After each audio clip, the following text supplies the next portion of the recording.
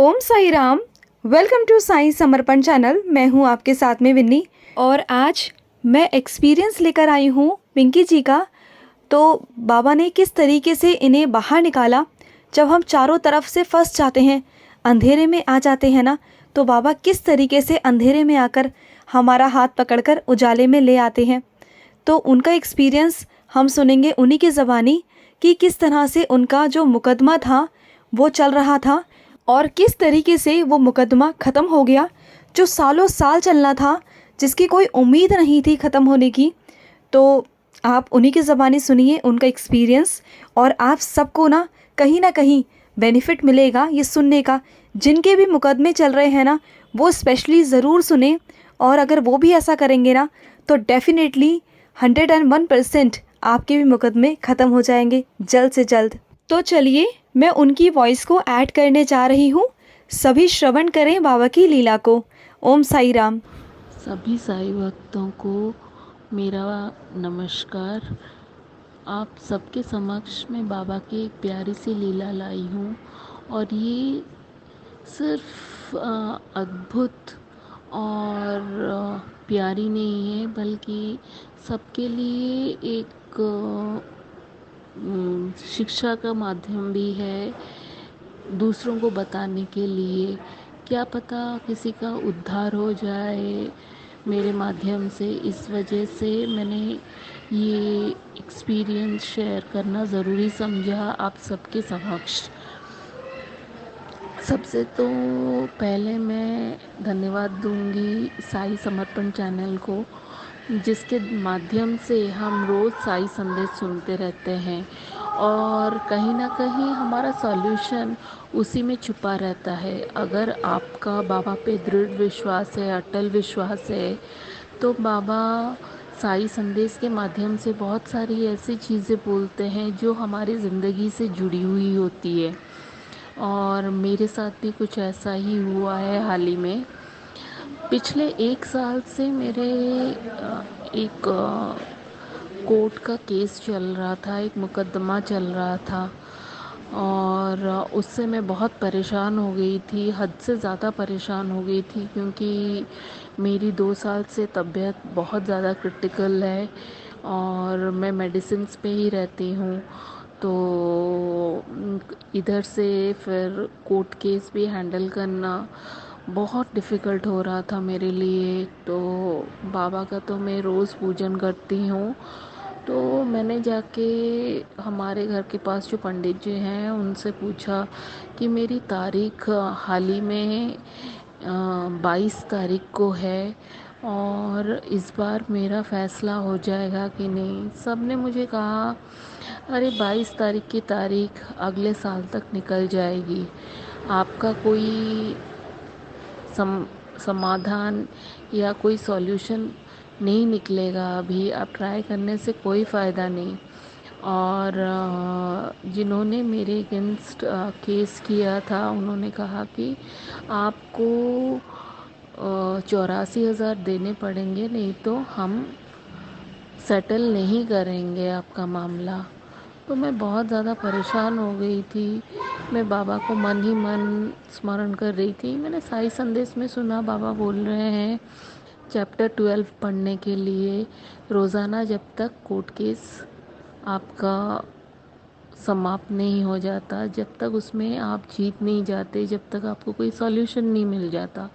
तो मैंने क्या किया, 3-4 लोगों से और पूछा, तो उन्होंने मुझे बताया कि आपका जो है कोर्ट केस अभी बहुत लंबा चलेगा। तो मैंने सब कुछ इग्नोर करके बाबा पे छोड़ दिया और मैंने चैप्टर 12 रोज़ पढ़ना शुरू कर दिया।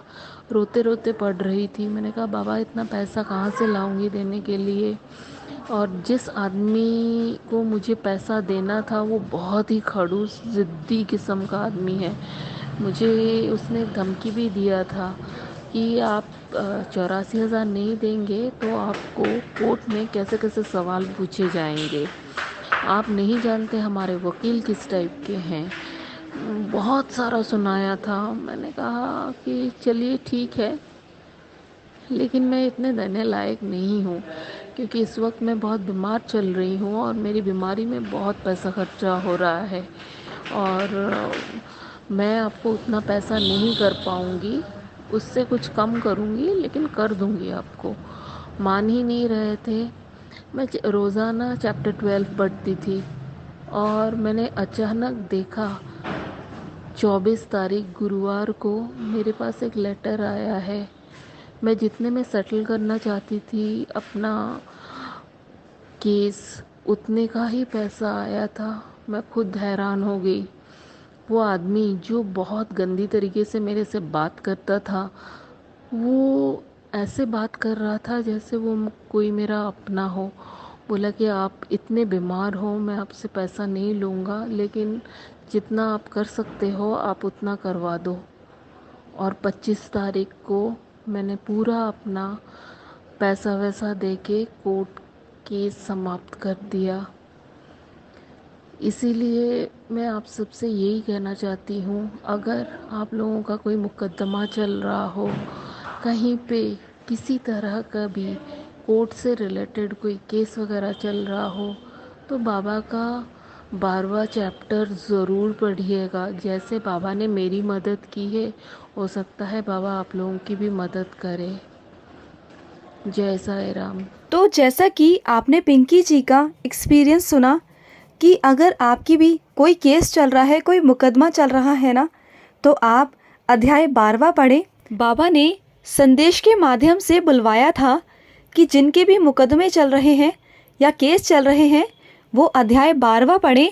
साइंस और चरित्र का अध्याय 12वां रोज़ पढ़ें, उनके मुकदमे जल्द से जल्द ख़त्म हो जाएंगे। और जब पिंकी जी ने संदेश सुना तो उसमें यही था, तो पिंकी जी ने तब से कंटिन्यूस किसी से बिना पूछे वो शुरू कर दिया, क्योंकि जो संदेश है वो बाबा का आदेश है, बाबा की वाणी है, और जो उन रास्तों पर चलता है ना, वो हमेशा फतेह करता ही करता है, यानी कि विजय करता है।